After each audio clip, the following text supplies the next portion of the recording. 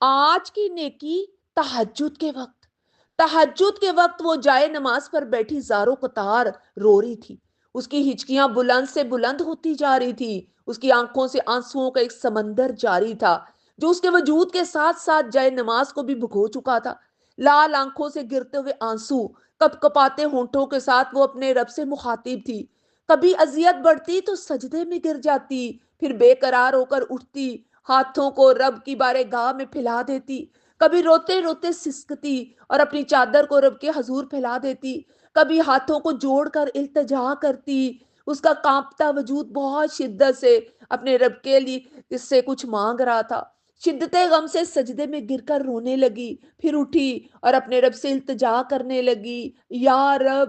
آنسو تھے کہ رم جم کرتے چہرے پر ٹپکنے لگے، پھر پکارا، یا رب، آج تیری بندی تجھ سے بھیک مانگنے بیٹھی ہے۔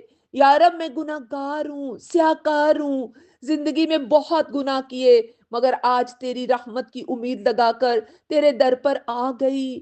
یا رب، میرے گناہ بہت ہے اور گناہوں کی سزا اندھیری قبر، ہاں، اس کا عذاب جہنم، دہتی ہوئی آگ۔ یہ کہتے کہتے آنسوؤں کے سمندر میں روانی بڑھ گئی۔ اس کی ہچکیاں بلند سے بلند ہوتی جا رہی تھی، وجود تھر تھر کانپ رہا تھا۔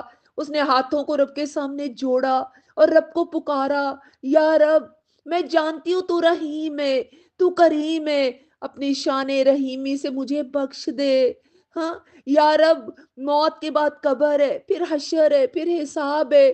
میرے رب، میری التجا ہے، میری دعا ہے، میرے رب تو مجھے معاف کر دے۔ وہ بے قرار ہو کے شدت غم سے سسکیاں لینے لگی، ہاں، پھر کہہ رہی ہے، یا رب تو مجھے بخش دے، تو غفور ہے، تو کریم ہے۔